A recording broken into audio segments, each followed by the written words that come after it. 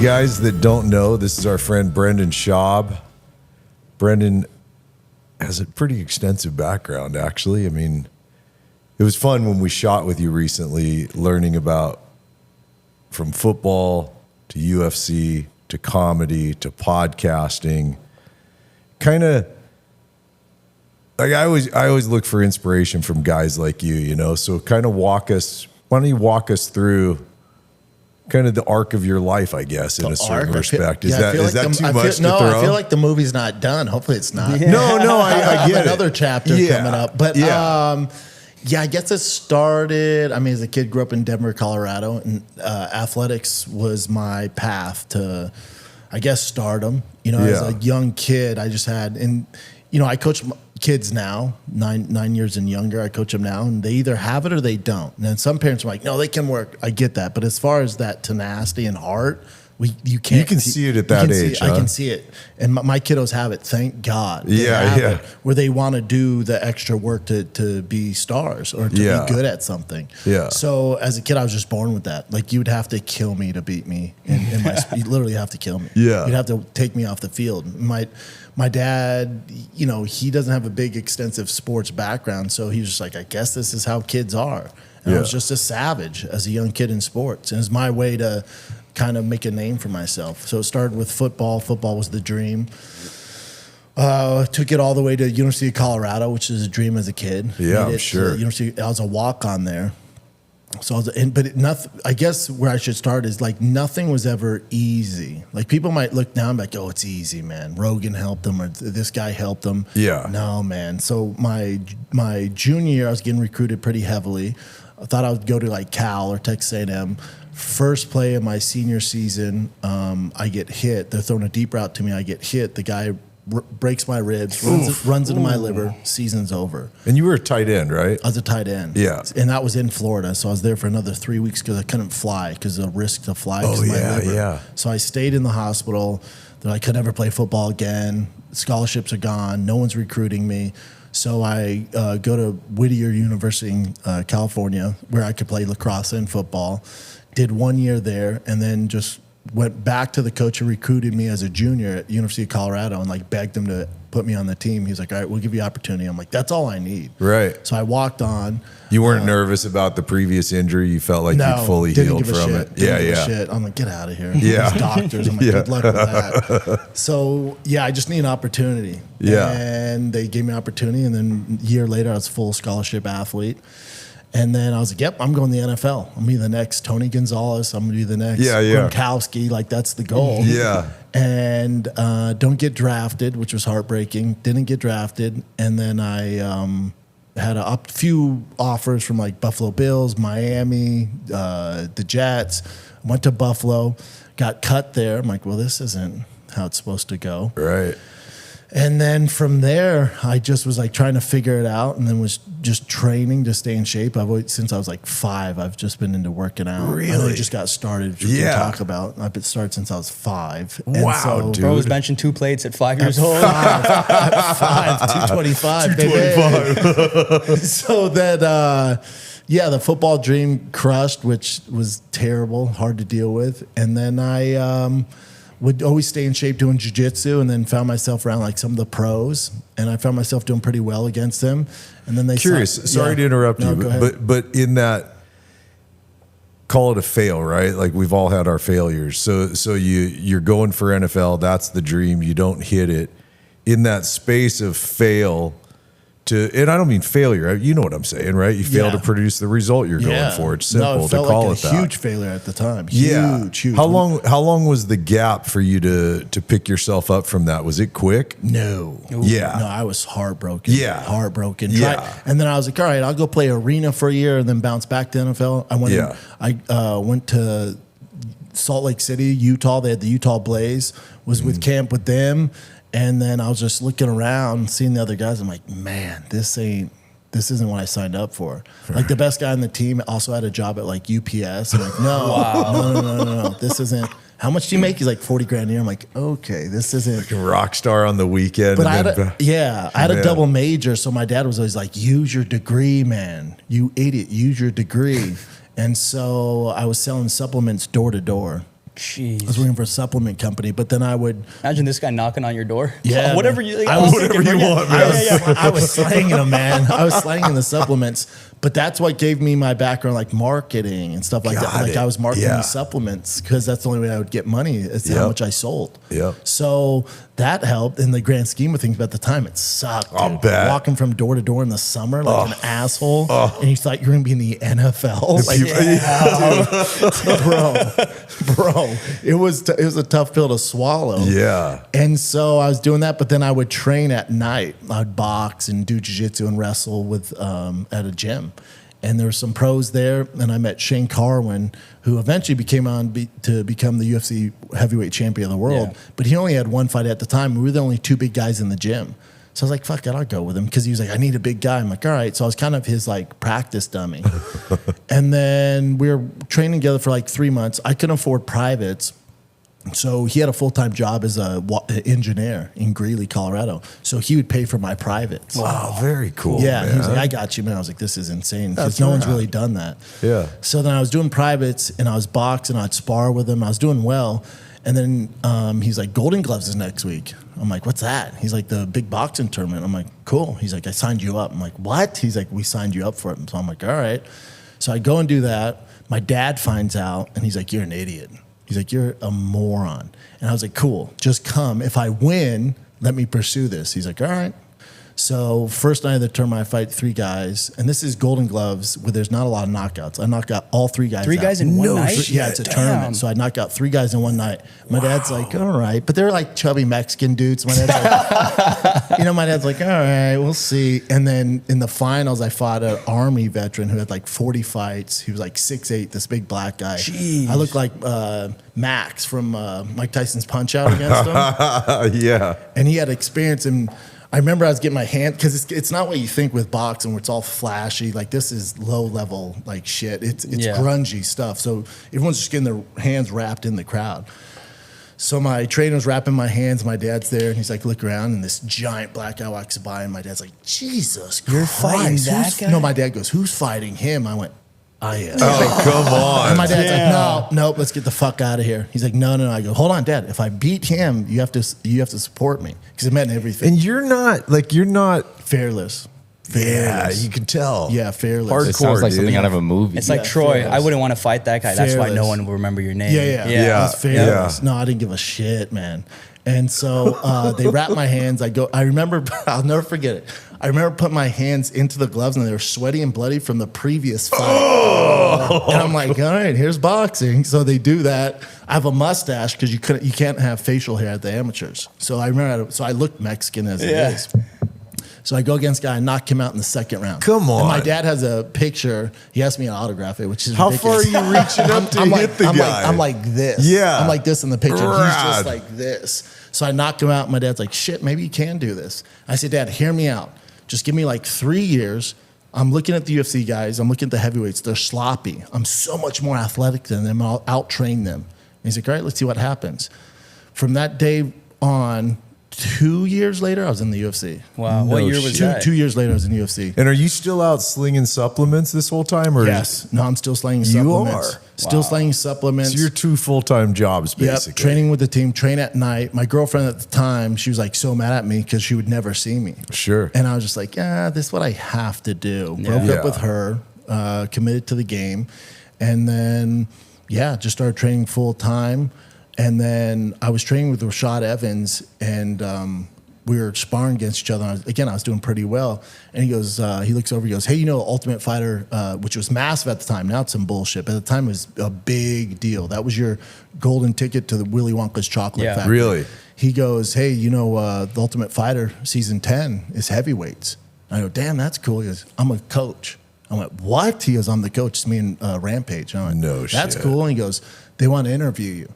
And I go, oh, do I have to try out? He goes, you're going to skip all that. You're just going to go to interviews because they know you can fight. Because at the time I had like 2 or 3 fights and just starching dudes. Yeah. He's like, they've seen the video. They know you can fight. You just got to do the interviews because it's all about personality. Yeah. I'm like, all right, cool.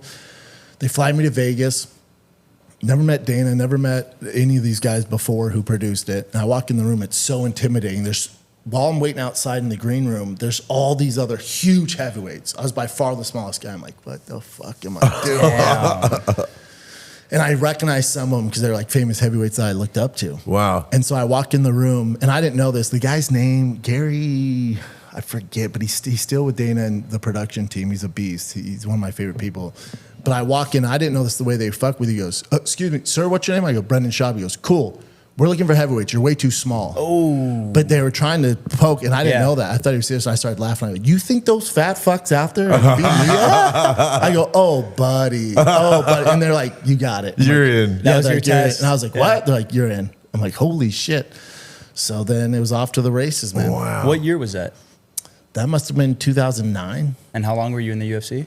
I was in the UFC for a little over 7 years. Almost 8. Really? Yeah. Wow. And then when I got to Ultimate Fighter, that's when I knew like I would have some sort of career doing this, because you're in the house of 16 guys.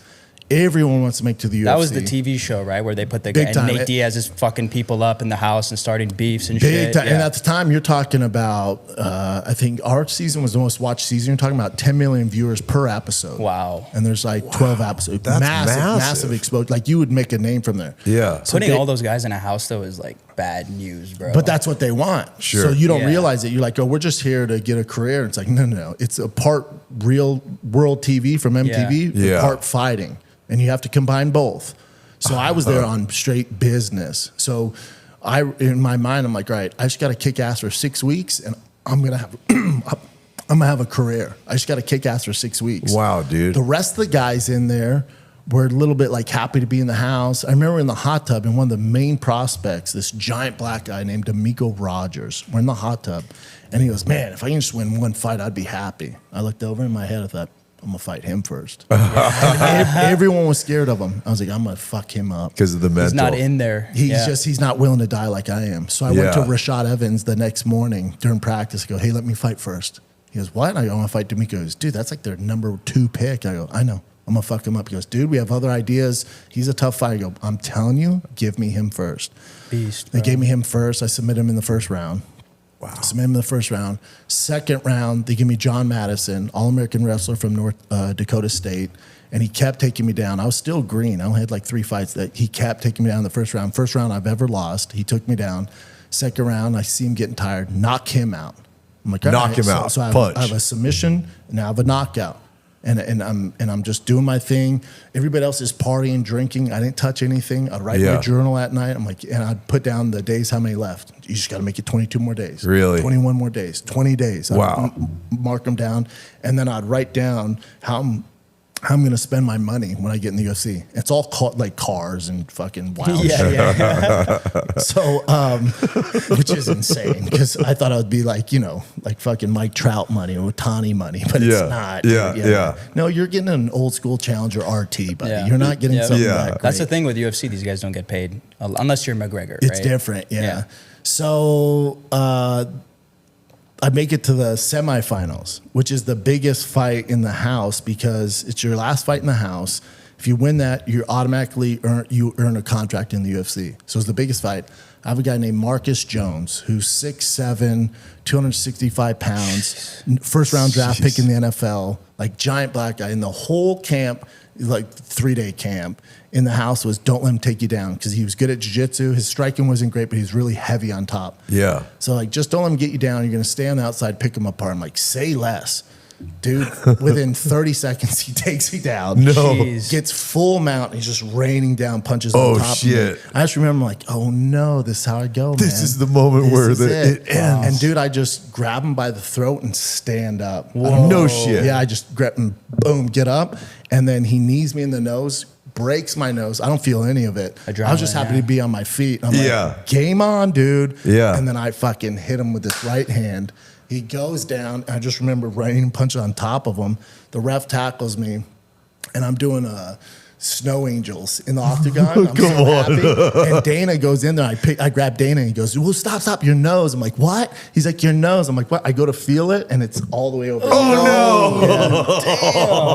But I got my contract with UFC. Wow. How cool, man. What was your specialty? Were you big on like round game jiu-jitsu, or were you more like kind of it evolved, like, because I had the Golden Gloves background, which again is 2 nights of fighting in amateur boxing, but they labeled me as a striker. But I always gravitated towards I like the grind of wrestling. Really? Yeah, my whole thing was like breaking guys mentally. I love the grind back. Heavyweight, they're quick fights, so it really didn't fit my fighting style. Yeah, because they called me the hybrid because I fought more like a smaller guy, but I had to fight like a heavyweight too to get the guys out there fast and be exciting. Yeah.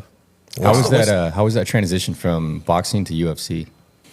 The boxing, I was training mixed martial arts, but the boxing, they just signed me up for Golden Gloves. So it wasn't like I was like this crazy technical boxer. Yeah. But again, I was more athletic than these guys that they currently had on the roster. So I was able to gain a lot of ground fast. But again, that's a cheat code, which is a good and bad thing. Because I was able to go really far, really fast. But you're good. It's going to catch up with you at a certain point where you're going to get to the veterans, and that's where I struggled. Once I got to like the real upper echelon guys who have technique, have been in big fights, who have seen an athletic kid with a right hand and has takedowns and good cardio. They've seen it all before. Right. That's when I got in trouble. Gotcha. But didn't you say you made it? Ultimately, you made it to top 10? Top 10, yeah. I beat the vets, but then once I got to the real upper echelon, once I got to the top 10, then that's when I started to struggle. Whole new level of different level, skill. And then they went. So I lost to Nogueira, former world champion. Lost to Ben Rothwell, former world champion. And then they went, all right, let's pull the brakes back a little bit. And then they gave me a guy at my level, Matt Mitrione, who's a former NFL player, good buddy of mine, athletic guy, starts him in the first round. I'm like, well, okay. Well, let's give him LeVar Johnson, another guy, not as experienced as those guys. Let's see how it goes. Mollywop him. And then they're like, all right, let's see if he's ready for the top 3. They give me Travis Brown, who beat me. And that was my last fight. Gotcha. What's it like fighting your friend, though? Does that change the game if it's like the guy and you're cool with him? With Matt, I mean, we're boys. We were super close in the house, and we had the same trainer in Lauren Landau, who's one of my best friends to this day. No, it was just business, man. That'd be like if I have to fight Josh. Yeah. Like, I don't know if I could take it seriously. Yeah, that's why I choked him out, which thank God I choked him out and didn't knock him out. Yeah. It's like a respectful win. Yeah. It's so foreign to me what you guys do, man. It's just foreign to me. You know what I mean? It's so out of my realm. Yeah, it'd be weird if it wasn't foreign. Yeah. I think it's just an extreme way to live, but I think if there's a God upstairs, like all the trials and tribulations I've been through was just so I can pass down to my kiddos. Yeah. Like my 9-year-old is a fucking savage baseball player. He's a pitcher, and it's his mindset. Yeah. He didn't get that from a book, from watching YouTube. He gets it from his dad. Yeah. The way I talk to him. So he's off, different than those other kids. That pays off long down the road beyond the sports. I mean, obviously with you, that mentality got you to where it did, through football, UFC. But how much from all of it do you apply on a daily basis to your business? I think it's just the way of life for me. Yeah. Like people say, "Oh, when are you gonna retire?" I'm like, what's that? What the fuck are we talking about? Totally agree. It's just like there's like, oh, it's grind season. Grind season. It's grind life, bitch. Yeah. Like I've been grinding since I was 2. Like I don't know any better. Yeah. It's all we do. Are you gonna put your kids in martial arts?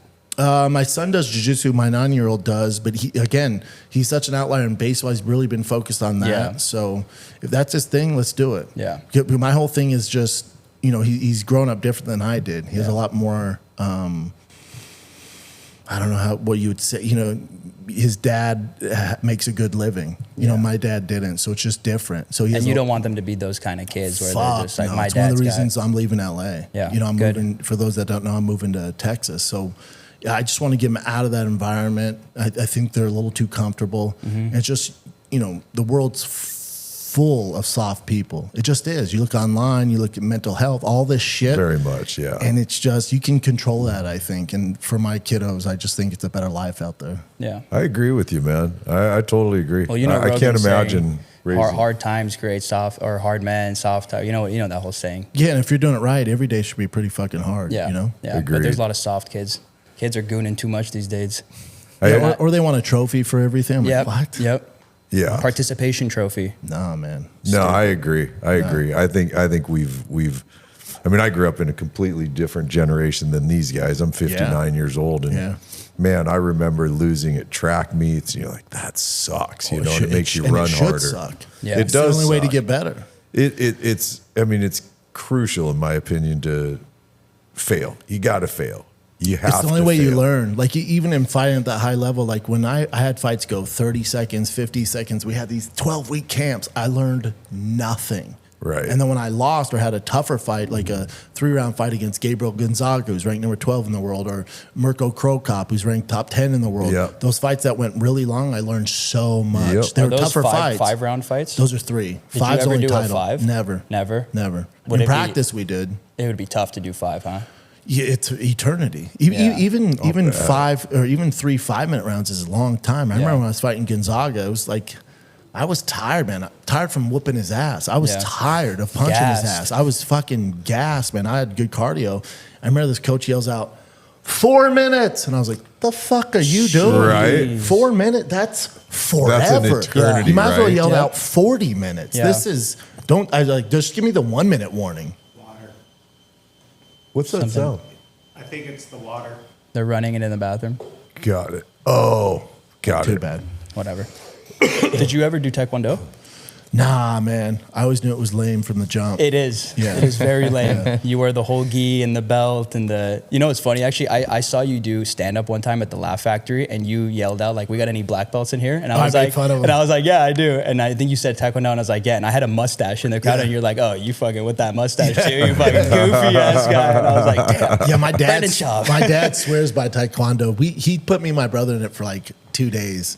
And It's we good for- thought it was gonna be like Jean-Claude Van Damme in Bloodsport. And then we were doing this, and then blocking like this. And I was I like, could just see dude, Brendan doing the splits. yeah, bro.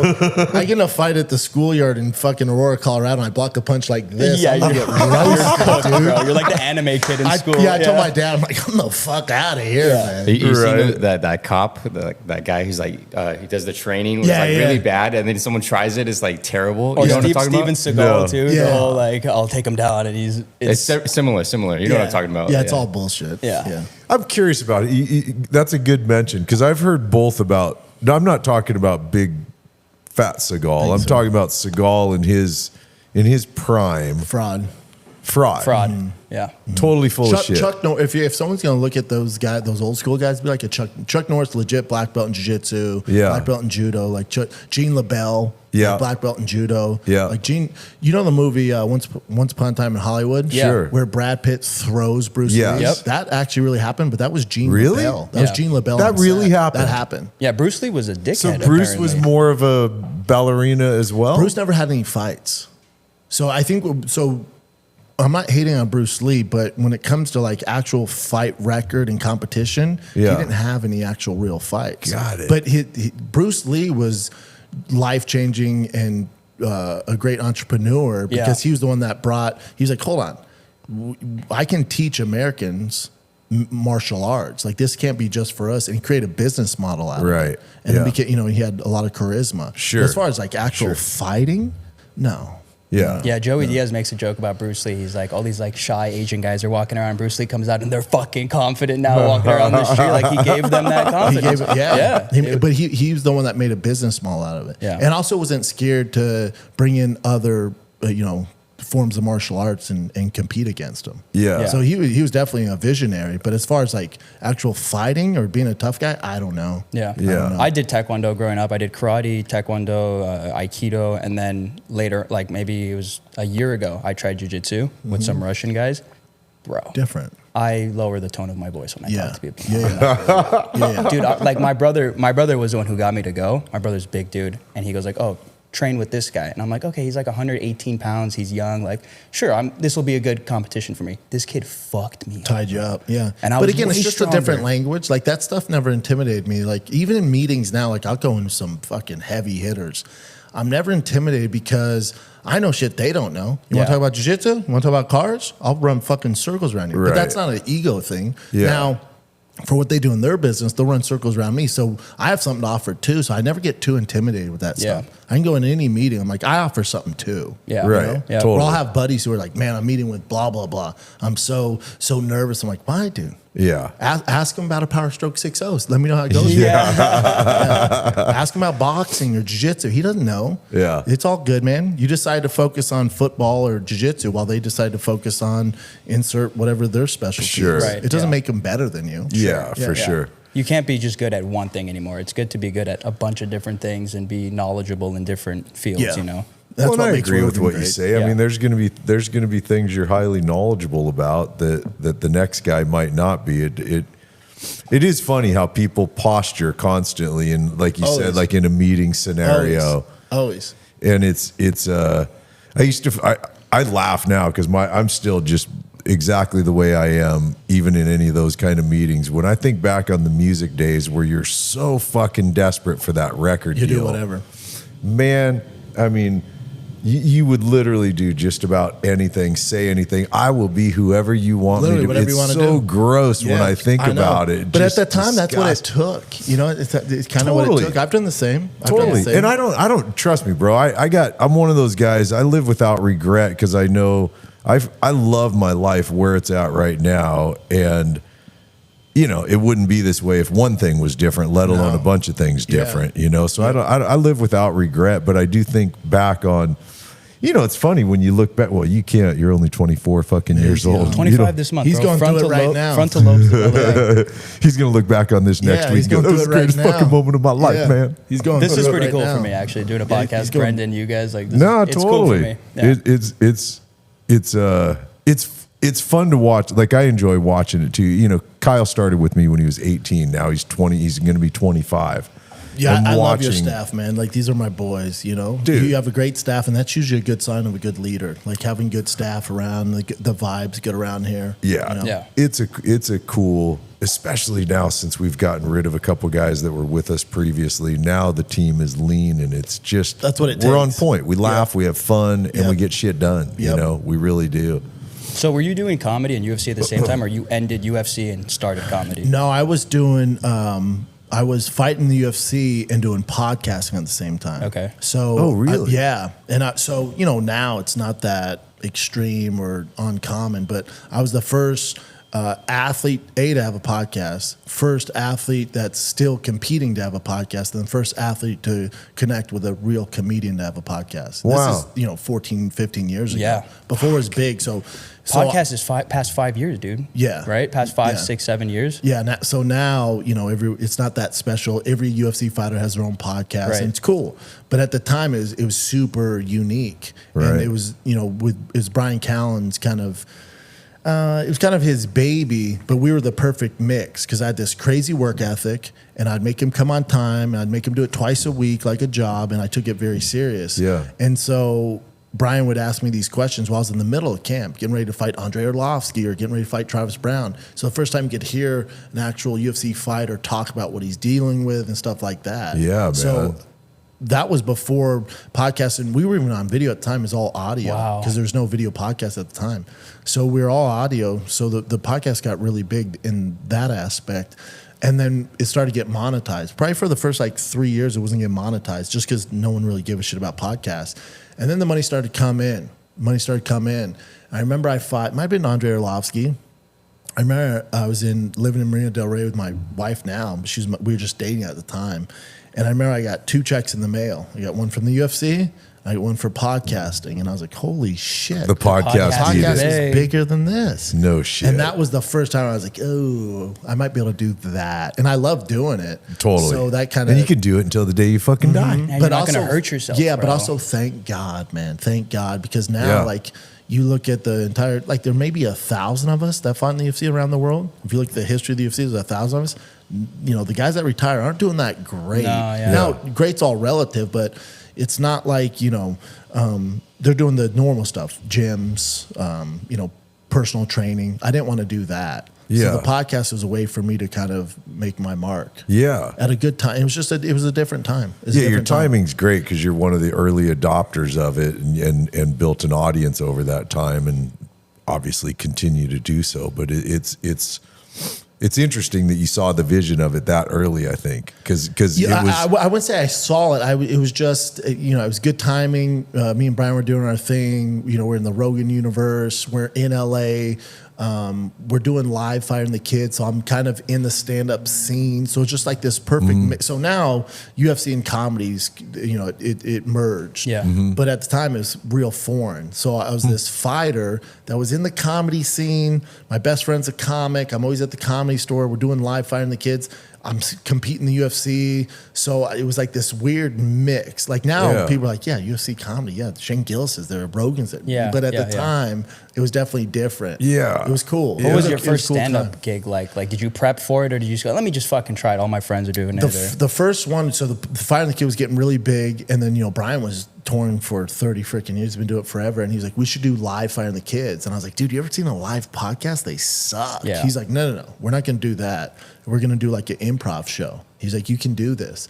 And so I think it was either Ontario or Brea. I forget our very first one. Sold out. The I'm like, improv? No yeah. shit. I'm like, oh shit. Sold out right away. And then Brian was like, all right, we're going to start the show with you. Because I was a good storyteller. Brian was like, we're going to start every show with you doing just a 10-minute story. And I was like, I can tell stories. Like, just like you do on the podcast, we'll pretend I'm late because he was late to every podcast. It was like a reoccurring theme. He's like, well, I'll be late to this. So you just go out on your own to start and tell 10-minute story. I'm like, say less.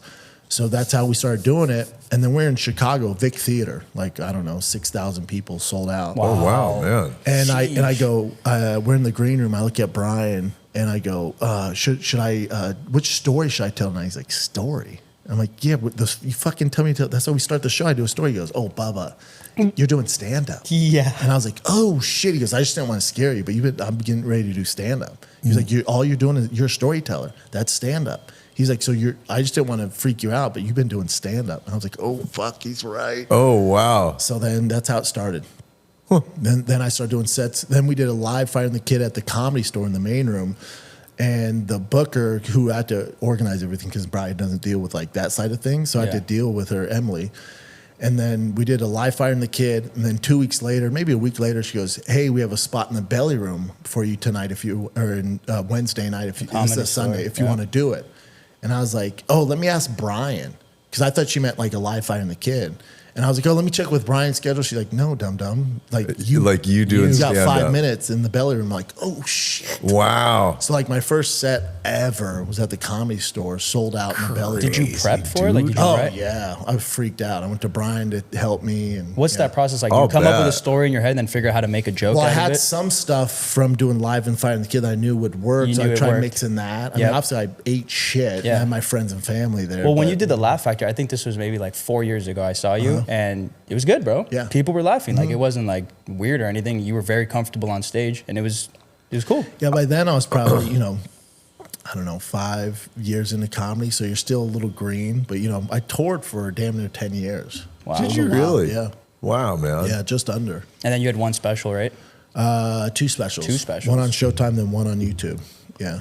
I can't imagine. It's funny. I've stood on stage so many fucking times with a guitar and a microphone and a band. No problem. Let's go. Yep. I mean, shit, I don't even do it anymore, and I'm doing it next weekend. Yeah. I'm doing Now 2 gigs. only right? have a microphone and talking to Just a microphone, and I got to entertain people? Go fuck yourself. But I think that goes back to the fearless thing. Like, I think what kids need to deal with now, it's different because there's Instagram and social media where they're scared to take chances because they can get judged from the jump. Yeah, where for sure. if I started stand-up, or if I fought in the UFC, which wasn't around, let's say 30 years ago, or I started stand-up 30 years ago, I can work these rooms and do my thing without people seeing. Yeah. And people are like, oh, and then all of a sudden I'm on tour and like, oh, damn, that's cool. And I'm really good by the time you see me. Yeah. Right. Now they see everything. Everything. So kids are scared to take chances. They're scared to take swings. Yeah. So I think getting kids to deal with that is going to be the parents' kind of biggest obstacle. I would love to try comedy. I told you one of the first times I met you, I'm like, I would love to try So stand-up. fucking do it. Why not? Bro, that's what I don't get. Tony. I watch Kill Tony so much that I'm like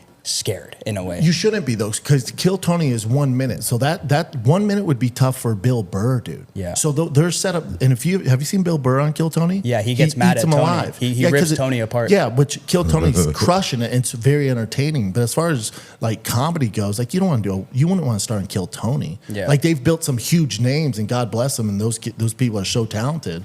But you want to do it the right way. Go to open mic, do that stuff. You want to go and Kill Figure out Tony. what works first. No, just get your reps in. But then there's so you're many not gonna be guys- good because you get reps in. Yeah. So, I- so 100%. they say 10 years till you find your voice, but really 5 before you start really getting an act together. But 5 years was back in the day when people were doing 1 set a night. When LA, you could do 4 or 5 sets a night. So you do 5 sets a night, you're going to be You're going to see what way works. better, Yeah. way faster in 5 years. And you you might have to be eat fucking shit rolling before in you can 2. get, you have to like bomb sets to understand what Just how it works. goes. Yeah. Have you I'm sure you bombed before. Yeah. Yeah. It's gotta I mean, be a I don't terrible believe in the feeling, Louis huh? C.K., who's one of the goats, who says you got to bomb 1,000 times before you get good. I don't believe in that. No. You probably shouldn't be doing it. You probably, if you're bombing all the time, yeah. That's the thing. I see a lot of guys on Kill Tony. They're like, how long have you been doing comedy? Oh, 2-3 years. And it's like, dude, They're savages, or they're bad. Or they're bad. Yeah. They're bad. Yeah, it might not be for them. Or there's But some- it's just like sports. Yeah. Like I can tell you 9-year-olds now on our team where I'm like, oh, buddy, you should be cutting the oranges for the boys. Yeah. You can Water tell. boy. Yeah, it's like, and it's not mean. It's just like, man, put your energy in something else. But it's like, you're not going to compete with these kids. Have you ever Yeah. done Kill Tony? Oh, Like yeah. as a guest? Oh, yeah, tons. How was it? Yeah, it was dope, but it wasn't what it was now. Like now you're talking the biggest show in the world. Yeah. When I did it crazy at the how Comedy huge it is. Store, it was, it was big, but it wasn't like it is now. And he was always like that? Like a total. Tony, yeah. Yeah. Yeah. Yeah. I mean, I get his style. Savage. It's just, dude, if I his went work, out, his work ethic is what separates Tony. Yeah, he's a 'Cause fucking there's a beast. lot of good roasters, but Tony's work, it's work ethic. Yeah. Whoever you look at, the reason they're an outlier, yeah, Tony's an outlier when it comes to roasting, or Rogan's an outlier when it comes to podcasting. It's their work ethic. Yeah. That's what separates Tony and everybody else, especially Yeah. in comedy. There's not a lot Yeah. of great work ethics. Yep. For Yeah. Tony, that I always tell Sean too, because we're 7 years into the channel, Yep. right? And Kill Tony just did what 10. He's on his 10th, 11th year, just starting to pop off now. You go watch the old episodes, and you're like, I can't believe he still showed up to Yeah. do this, and it sucked. Yep. And now it's huge, Yep. dude. Yep. You know, like we just got to keep showing up, doing the podcast, doing the car videos, Especially in and- this space, because no one's really doing it. Yeah. You know, the car space Yeah. is different. Yeah. Yep. Yeah, we're trying. Next up for me is trying to figure out how to get. I mean, I would say arguably in the pro touring resto mod world, we've become the biggest YouTube channel. Love it. Right? I would have to say For pro touring for restaurant, pro touring and resto mod Yeah. world. Now it's how do we take that and accelerate the growth? Even though it's at 700,000 subs, I want it when I look at like Daily Driven as an example, and they've got 4 or 5 million, or TJ Hunt. I'm like, okay, what are we missing that's not having us connect to a larger audience? Is it that we're limiting ourselves to pro touring resto mod cars? No, I don't think so. Or- I think a lot of it is too, like those guys have the connections where they're getting these cars before they come out, they're test driving and stuff like that. Yeah. So They're people up to speed, They're modern- rushed, yeah. they're current. Yeah. They're very current on certain shit. have to be, right? But if you Yeah. have those connections, like there's no reason you guys can't do that. Yeah. Yeah. I'm just looking at what's next to kick us over. We're at that interesting point, but it is also, like you just said, I mean, I've seen a lot of channels where they seem to hit, if they're going to hit any critical mass, it's somewhere between 7 and 10 years is where it really starts to get a bigger push. For sure, but I also think you got to do what you guys want to do. Instead Yeah. of chasing these, like whatever channel it is, like people will. That'll be the new thing for the next 6 months, and people Oh, rush yeah. to that. Yep. Like I'm always like, I don't give. I stay. Oh, dude, I'm not- I stay the fucking course. Yeah, I'm not talking about veering from what we're doing. Yeah. I'm talking about so I look at it in numbers, right? I always love numbers, and I look and go, all right, if there's businesses like Holly and so many of these other companies that I know they sell to a larger audience, but there's a bulk of their business is based in the hot rod world. Oh yeah. So, and we hear it all the time from people that, oh shit, I never heard of your channel before, and they're totally into hot rods. So it's the Yeah. question for me now is, it's not changing. I got no interest in that, dude, because we actually Nor do do you what have we love. to. You have so much growth. I just want to know. I just want to know what's next for us to get more of the eyeballs that Yep. would probably like what we do. Yep. Yep. Yep. That's just brand awareness and them getting familiar with it. Yeah. Consistent, bro. Consistency, and then also those older heads. So like, it is what it is. Like a lot of those older heads, like one of the reasons Meekum brought me on board is because, they're legit, their fan base is dying. Yeah. 100%. Literally. They're literally like, 100%. they're dying. They need a younger we need a crowd. younger demos. They bring me on board. So it's like for you too, like with these hot rods, it's like there's that demo, but them bitches might be dead in 5 That's what I try to tell them So it's sometimes, like, 100%. Or they're not. They're like, what's a podcast? Right. Yeah. We've talked about it Or they before. watch, Yep. or Or they're they like, watch you mean our Jay videos, Leno? but they don't subscribe. They don't like because they don't even have They don't know they don't how. have an account. Yeah. They don't have a YouTube account. Or your Instagram's popping with like a clip or something. That's They why don't I have try to Instagram. get me and him on camera sometimes too, and be like, "That's an extra person." Like some people don't know that there's me and Josh that work here. And it's like, okay, throw the younger guys. In You the got the video. fighter and the kid. I got the cholo and the armo. Yeah. Right, boys? The driver and the kids. So your next transition now, that's a word you got to watch out these days, don't Transition. you? Brendan Schaub is not transitioning. Yeah, it depends, right? It's a little. And in LA, you got to watch out for it. You gotta In really watch Texas, that it means word. just changing things. Yeah. Here it's Out like, here, though, wait, it's where are you like, going now? Brendan's getting his dick off. It's like, no, he's moving to Texas. Jesus Christ. Man. So I'm curious, of all the states in our country, and I think I probably know some of the answers to this, but why Texas? It's a good question. I mean, when you look at state tax, it's one of the states that don't have income tax. Yep. So that's a big reason. I mean, Rogan's obviously a huge influence. Yeah. And it's not even to, like, you'll see comments on like, oh, he's going out there to get, the guest. And it's not, I could give two fucks about any of that. We're good where we're at. For me, it's just, if Rogan says, hey, man, life out here is good, I'm telling you, man. Like, you're going to get out here, it's less of a hustle. You're into the same shit as I am. I'm telling you, life's just better out here. Yeah. He kind of knows what the fuck he's talking about. He's creating an army Yeah. out there. He knows what he's talking about. So, I value his judgment a long ways. And I went and looked out there. I looked in Nashville. We looked in Idaho. I looked all over, man. Yeah. As far as like what I'm looking for, as far as good public schools, safe community, kind of in line where I am when it comes to political and just raising kids, like Texas checked all those boxes. Yeah. Definitely. I figured it was all that stuff. I mean, we've And just to talked about switch it, and just to switch it up, but I've been out here, I don't know, 18 years now. So whenever I do make a major change, whatever it was, career wise and in my personal life, like it always worked out for the best. It's scary, but it's always worked out for the best. And I think not my youngest, but Tiger, like he's too comfortable now. In his sports, like he's an outlier, but it's like, we gotta get you some, on a better around better kids who are gonna push you. Yeah. And I think Especially it's just- Texas football, man. You don't want him Football, learning all baseball. this shit from other kids with pink hair and all that stuff. No. So I just think a change would be good. Like everyone's, I'm moving the whole fam out there, mother-in-law, father-in-law, like they're out there really? now. Yeah, the whole squad's going. So I think it's just gonna be a fun adventure, man. Yeah. That's Well, now so you're getting cool. into the How car exciting. stuff too. There's a shit ton of car stuff in Texas, Ton of and car your stuff. podcast studio is going to have a shop to do car stuff Yep, too. yep, And yep. you're getting big in the car industry. Like Yeah. I see you on the Meekum. I Yep. see you like going out to these events and stuff. Yep. And all the car guys we follow, I see you're liking their posts Yeah, I and love commenting it. on it. So Yeah, I love it. you're getting big in this Yeah, now too. Yeah, and it's just what I like to do. Yeah. So if it goes viral or if people follow, cool. Well, you went If viral not, with one I'll still video. do it. I'll still do it. Yeah. I don't do it. I just do things that I want to do, and hopefully people vibe with it. If not, all good. I get it. Yeah. You're another one that gives that example. I've heard it from a number of people that say, find the thing you love to do and the money will come. Yep. Doesn't guarantee that the money always comes, Nope. but it is. I mean, doing shit you hate to do just to make the money doesn't provide very much of a happy existence. Kills your soul, man. Yeah, and it I've sure taken does, those jobs. right? I've taken those jobs. Yeah. Yeah. it Speaking sucks. of cars, I had a question for you. When you first got your first big paycheck, what was your car that you finally were able to buy? That's a good one. I bought a Dodge Challenger RT. That was right when they came out. It was like probably 2007, 2006 when they first came out. I got an RT, couldn't afford the SRT. And then I got a H2 Hummer. I had both of them. Oh, so a Hummer Yeah. back then. Yeah. And this was like when the Nelly rap videos. and Yeah, shit was yeah. big. Yeah, Entourage, that yellow Yeah. Hummer they roll around Yeah. in was fucking Yeah, sick. That was awesome. mine was tan. Yeah, that's what I got. And I thought I was balling, man. Yeah. I thought that RT was so fast. I'm like, oh, hell yeah. It was all black. Yeah. So then that brings us to this one. You just built an H1, right? An H1, yeah. That's a Now, real Hummer. is it one of the military? Yes, it's actually an '89 Humvee. So that's not even classified as an H1. That's like a straight military Humvee. Which I thought, that's another good Yeah. reason to move to Texas, right? Correct. Yeah, correct. Especially when it comes to diesel, like no one's more restrictive than California for whatever reason.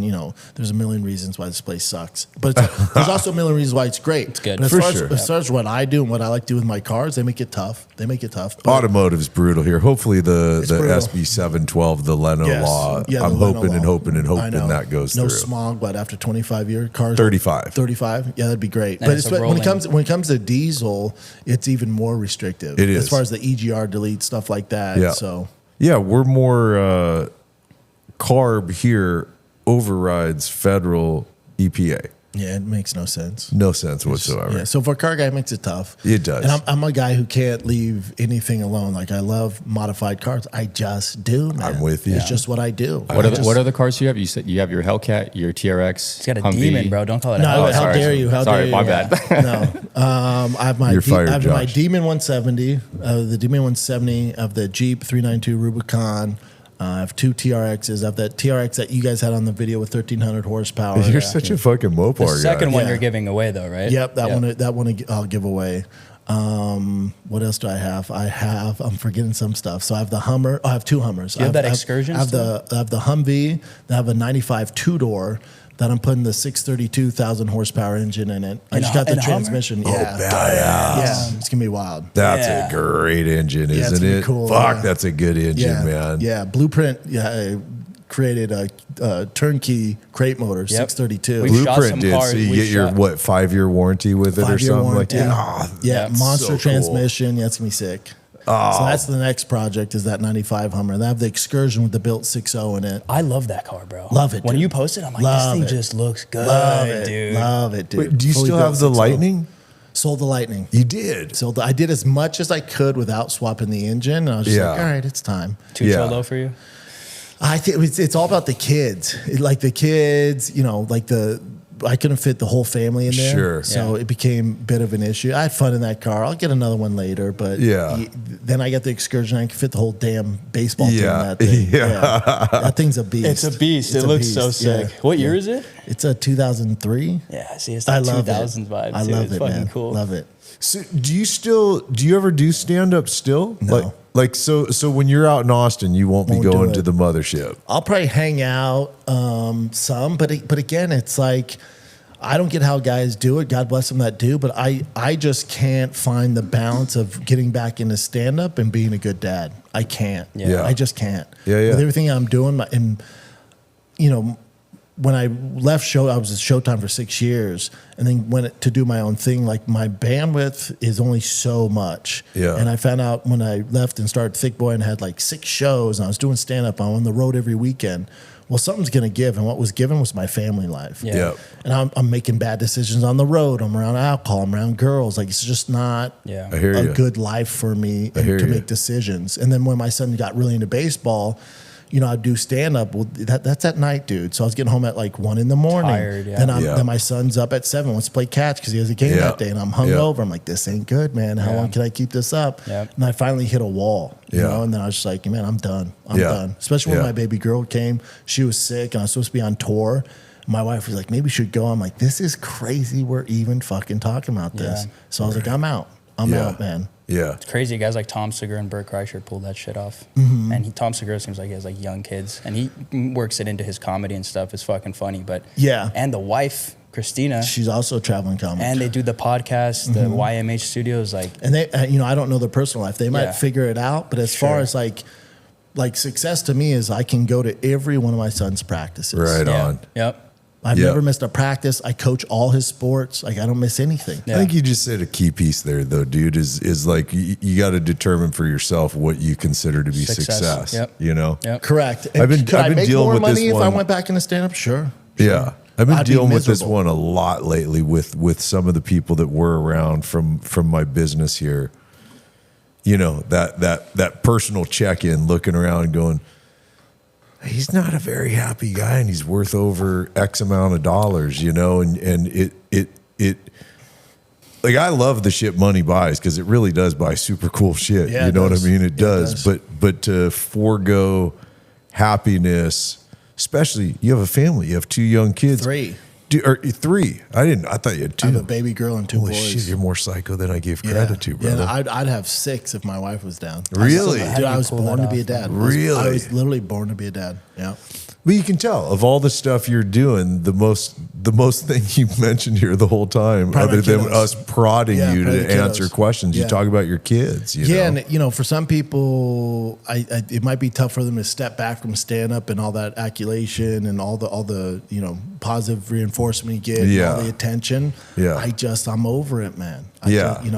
There's nothing better than me than my son has a double header and watching him do his thing like that. Yeah. I'm good, man. So you've got it down work wise to where the podcast that's your main business, and the pieces that come around the podcast. Yes and no. Like I don't have my eggs all in one basket. Like the podcast is a good rev stream, but then I own several other businesses. Oh, got it. Yeah. Okay, I didn't What know are that. they? Yeah. Drive Fast All Gas, so Right. the giveaways, Yep. and the brands with that, the merch with that. I have a supplement company. Yeah. I'm involved in several other brands where I have equity, so I'm part of the board with them. So Got it. I just Very have a million cool. things. So it's not all just predicated on podcasts. Yeah, yeah. The Mustang you guys gave away, that was sick. Oh, the Dark Horse? Yeah. Yeah. Yeah. Yeah, that was fun. Hey, How Trip- many have you done now? We're on our 3rd with the TRX. TRX, yeah. Yeah. Wow. Yeah, we're doing that one right now. It's a cool TRX. It's a last call edition. I like the color combo you did too. The black and gold. Yep. It's the Kibby best. textile. Yeah. Yeah, it looks really good. Oh yeah, what are you gonna do without Kibby out there, man? You gonna get Kibby to move out there? That's probably the tough, not the toughest. Toughest is like my son leaving his team and Sure. friends. Yeah. But I'm good. But as far as like like the whole community that I've built here when it comes to the truck world, like Totally. Kibby Tech, Ramsey at King Shocks, Mike at No Limit. Yeah. My boy Bruno at Sig Motorsports, who I build the trucks with. Like that's gonna be tough. We'll shoot Yeah. with him today, right? Yeah, Bruno Yeah. will be out of Cool. here. Yeah.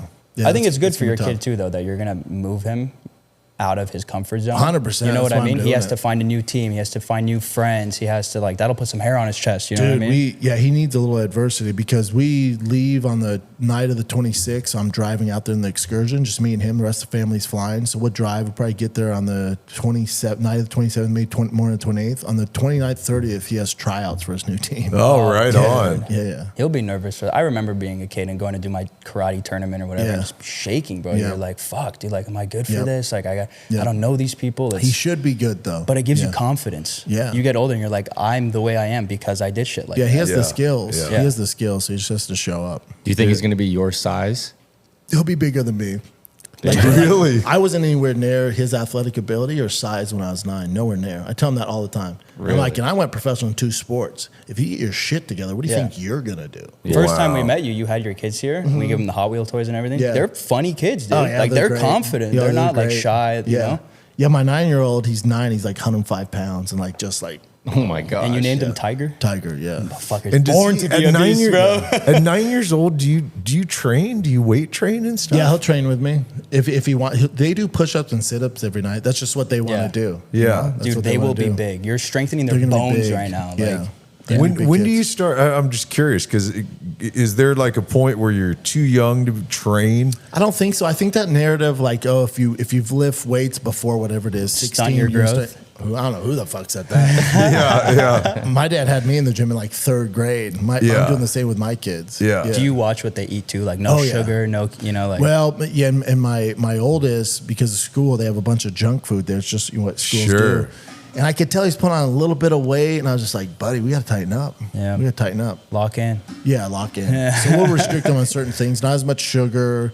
No more burgers and fries. You can have a burger and a salad. You can still have your burger. We're not going to be, weird about it. Yeah. But Yeah. we'll limit it a little bit just so he has some. But I always tell him, like, dude, you can do whatever you want.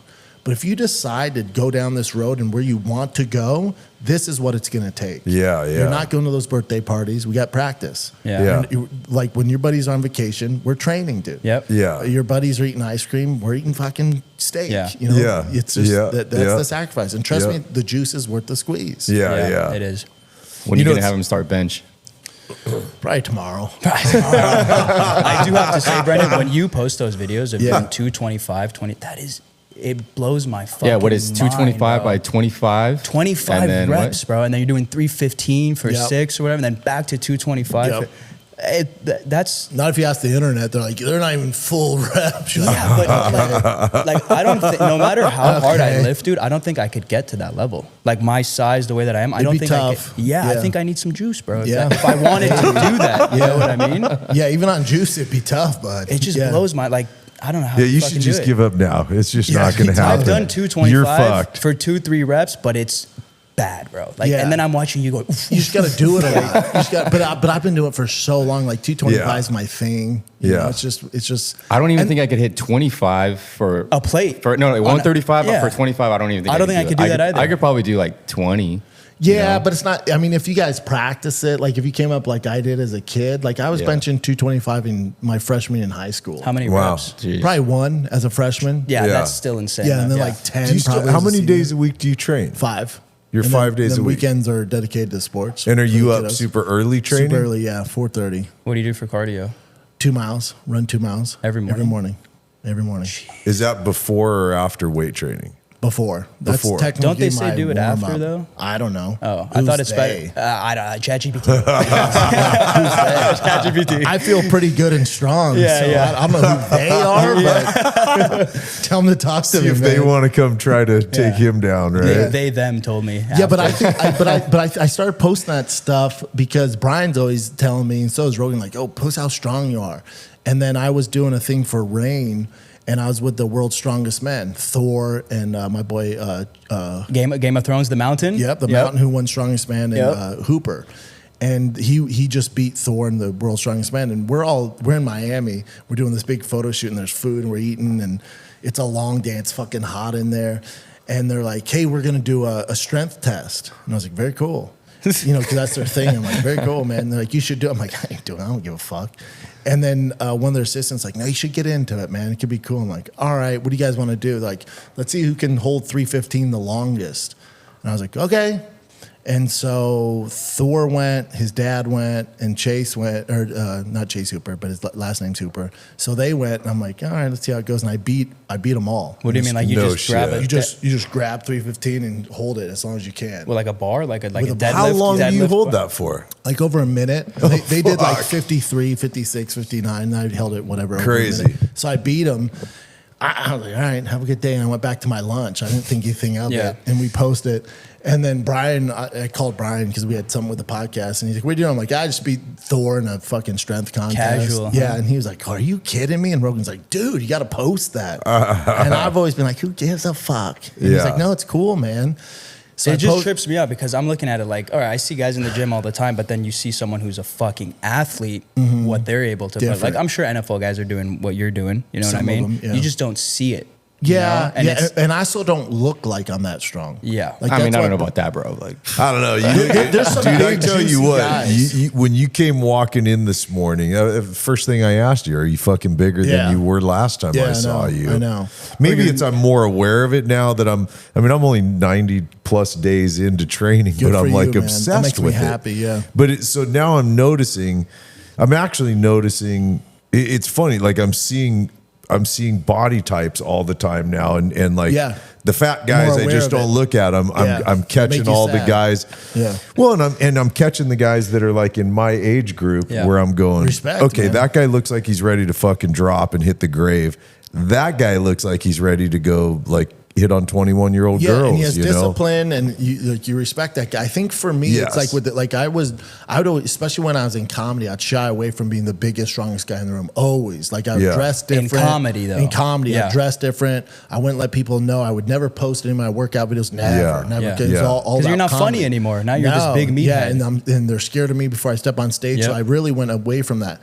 Then we have 2 boys in LA in the current society, and when we went through COVID and all these soft guys are getting loud and stuff like that, it just turned a switch. I'm like, nope, I gotta be like the guy I was born to be for my kids. Yeah. So then that's where I stopped working out for like 6 months. I was just focused on comedy, drinking all the time, taking Adderall. Like it's not who I am.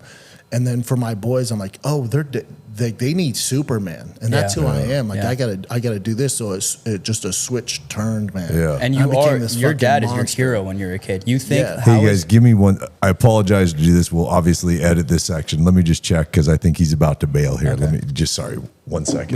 we can cut it. I had a question for you. We tried it with the F40, but is there a car that you wanted to get that you realize you can't get because you don't fit in it? I've been in the market for a Viper, a Gen 2 or Gen 5, but I've never sat in one. So I'm hoping I fit. Yeah. I'm hoping, and I'm dumb. I'll buy cars, like off Facebook Marketplace without ever driving them, and they show up. I'm like, ooh. Make sure you get a Targa so if you have to, your head can stick out. You know who's out in Texas? Calva Motorsports. I'm familiar with them. I linked up. I talked to them the other day. Nice. Dude, if They you do fit some in wild one, shit. Sequential. The Gen 5, I should be able to. Don't fucking buy a 2,500 horsepower car, dude. Nah, that's not for me. Yeah. Yeah. Okay, maybe not I just want something good that handles on the road because I don't have anything now that handles. That's why I'm looking at AMG GTR. Yeah. Yeah. Which is exactly the next question I was going to ask. Is you mentioned the AMG GTR. You mentioned you want stuff that handles. What else falls on your list of cars that modern cars, or not even modern, but cars that you consider a handling car that you're looking at right now? Yeah, like a 997 Turbo or GT3. I'd take a 996. Any of the Porsches are going to handle. I feel like I can't let you get a 996, bro. Those headlights. You don't like the headlights? I hate to fall into that guy of like, oh, everyone just hates on these headlights, but they're the ugliest headlight. They are tough. They definitely don't look the best. Yeah, but if you love the car, you do a front end conversion. You just correct 997 bolts right on there. You can do a conversion, easy. And that also. But I also need something that I can work on, like have a project. Like if I get that was part of the problem where I fell out of exotics. Is like once you touch them. Like it fucks up the value. It does. Yeah. So it's like I'm looking for something used. I'm looking for something I get my hands on and really make it my own. I love to make things my own. So like when I had a Ferrari, I had an F8 Spider. Ooh. You'd pull up at a Ferrari meeting.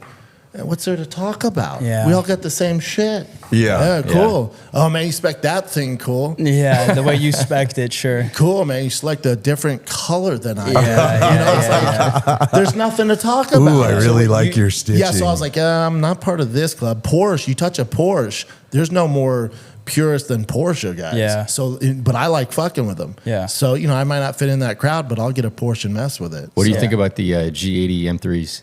Those are cool. Would you get one? No. I like. Yeah, they're cool. Would you get no? Why though? Tell me why you wouldn't get that. There's only certain cars that I would get to spend my time on. Like an M3, there's something about it. They're great cars. My brother's an M5. It's a monster, fucking monster. There's just something about it. Like I've had BMWs. Is it the front end that throws you off? No, he just doesn't want to be an Armo, bro. Yeah, I don't know what they're dope, and there's a lot of stuff you can do to them. There's like I'd like a Gen 2 ACR or I'd like a Gen 5 Viper. That would be fun. But again, I think overall, like an AMG GTR, as far as handling and just with like a tune and a downpipe, they're monsters. Dude. You look at the Nürburgring times, you're like, Jesus. What Christ. about a RS6 wagon? No, this guy's in a wagon. No, bro, he's already got all the dad cool vehicles, dad car, bro. RS6 is cool, but I have a bunch of dad cars. Yeah, so this can be for me when this is a handling car. This can be for me. I can get around Austin roads like crazy. When I drop the kids off in school and the excursion or the Hummer, they're good. And then this will be dad's time. Yeah, that's my plan. Have you ever driven a car with a sequential? Yes. Dude, yeah. I think you need something with the sequential. Yeah, it'd be fun. The way they shift is it'd be fun. Any car we've shot with a sequential, people just love watching that video. You can just listen to it all day. The whine of it, how hard it bangs. They're so intense, Yeah, and a manual would be cool. So you can get the 996, 997 manual. So you get a drift car. Drift car would be cool. Yeah. So I'm curious, and we'll kind of wind it down here, but so the move to Texas is coming up. All the things you have going, do you have things you're looking out at the future going, I know I'm headed this way, or is it more of kind of what you're already doing, just moving to a new location with it all? I think if you ask me 2 weeks from now when I'm in Texas, I'd have a better answer for you. Right now, it's been such a beast tying up all the loose ends to get to Texas. like me and my wife, you know, she's dealing with the pack, and I'm dealing with building the studio out there and the permits and Callan and the employees and all, getting my cars out there. Yeah. We're doing the giveaway, so I have all the shit going on. So it's like, I looked at my wife and I'm like, we just need to get there. Yeah. Like, let's not kill each other. Let's just get there. Then we'll reassess. Yeah. So I think once I'm out there, then I'll have a vision for exactly, because the studio, it's a shop with studio up top, so it's different than what we've had before. So they're building it right now. So I think once I get out there and can get my eyes and my hands on it, then I'll know exactly the vision of everything. But right now it's like, you know, it's like hopefully it works out. Is it all on the same property as your Yeah. Oh, really? Yeah. Oh, yeah, it's like dude. you walk in, it's the front end's the shop, and then you keep going back, and it's 2 podcast studios. Sick. You're loving it, bro. And you have more than 2 right now at your place, right? Yeah. So are you but we getting only rid of used some to. shows? Golden Hour will stay here with Chris and Eric, so they'll take over that. I'll jump in from time to time, but they're getting a new studio on their own. Yeah, So you don't need all that space anymore No, where it'd just you're be the at. shop show and Fire and the Kid. Yeah. And then the shop. Badass, man. Trying cool. to really the bandwidth. It's all about bandwidth. Yeah. And with your shop, are you going to have lifts in there and like the Yeah. whole? Yeah. okay. Ben Pack sent 2 lifts. Nice. Yeah. Yeah. Big enough where I could store the Hummer and work Yeah. on the Hummer. So yeah, it's gonna be cool. Well, I can't wait. Next time on my next Austin trip out, I'll hit you up ahead of time Love it, and man. come. Would love to see Yeah. where you Film guys are out there, setting dude. up It'd and be what you're fun. doing. Oh, that'd be Dude, great. filming out there would be cool because Well- the roads are way better. Yeah. Yeah. We did a Midwest road tour where we went out to like Illinois and Wisconsin and all this stuff. And I think we need to do a Texas. That'd be cool. road We need trip to do a and Texas shoot one with for Calvo sure. and Shoot with line- Cal, shoot with Bailey's Hyper Performance. Yep. He'd Yep. be great. He's in Fort Worth. Be cool. Them boys built some wild. It'd be cool to Fast. go out and do Hennessy too and do Hennessy's like. great. Yeah. Hennessy's Wouldn't that be right up cool there. to hit He the told me- proving grounds? They told us to come out because we I did the know. video on the F5. Well, the only reason I haven't is because they want to probably put me in the F5 and go, you want to go Yeah, but they 270 have a miles test an track. hour? I know, bro. They have I a know. test track out there. So he'll doesn't mean I want to go still, 270 yeah. miles an I hour. know. I'm down. I'm down. I'd so do it. What's the fastest you've gone in a car? My GT2 RS, I probably got up to like 160. Okay.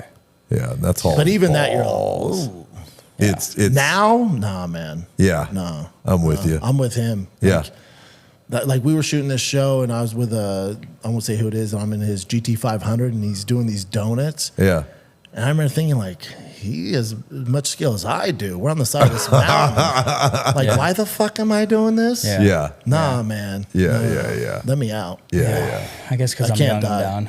Yeah, I was when I was younger, but when you get older, it's just like it because he's been injured, I've been injured. It's not worth it, man. You guys both Yeah. have viral crash videos. Yeah, it's not worth it. It's just not worth it, you know? I still like having fun, but my threshold for finding the edge has backed way down. Me too. You know, I've found my edges enough times. And I don't I'm need like, to push I'm it to good. the limit. I'm good. Like with my TRX 1300 horsepower, I'll get in it. Like I dropped my kids off at school today. I'm like, what the fuck am I doing, man? Yeah. I don't need 1300 horsepower. Yeah. Yeah, but it's cool.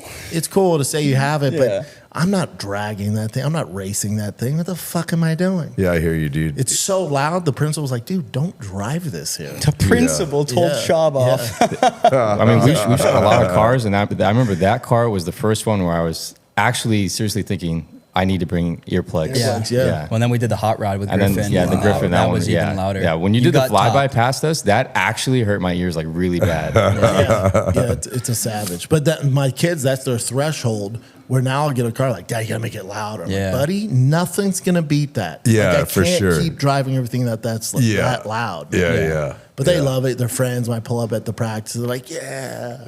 That's a monster truck to them, dude. Yes. Yeah. Well, dude, thanks for doing this with us today. You know, you're obviously highly established in this world. We're brand new in this world, and I genuinely, I mean, it's just cool that you came out to do Of this course, with us, brother. man. I'm Always. really stoked. Whatever you guys and need, man. wishing you the best on the Texas. Yeah. You know. And I'm not dying. I'll still be around. So No, I know. This guy said Brendan's done, bro. The movie's over. I'm not retiring. but I'll be back here at least once a month. It did working kind on of stuff. sound Oh, like will that. you really? Yeah. Cool, man. Yeah. Nice. Okay. Awesome. Yeah, I'll still be back. So I appreciate you guys, man. Well, this Yeah, is our brother. last On all the shoot in time. LA with Yep. Brendan. So next Yep. time we shoot with him, it's in Texas. It's my, Yeah, for what is this, sure. my third time with you guys? Yep. Yeah. It's the Yeah, I third can't shoot. wait to go check Yeah. out the Hummer. That thing's cool. I'm Yeah. looking Thing's forward cool. to this. Yeah. All right. All right, cool. Thanks, Brendan. Appreciate you guys. Badass.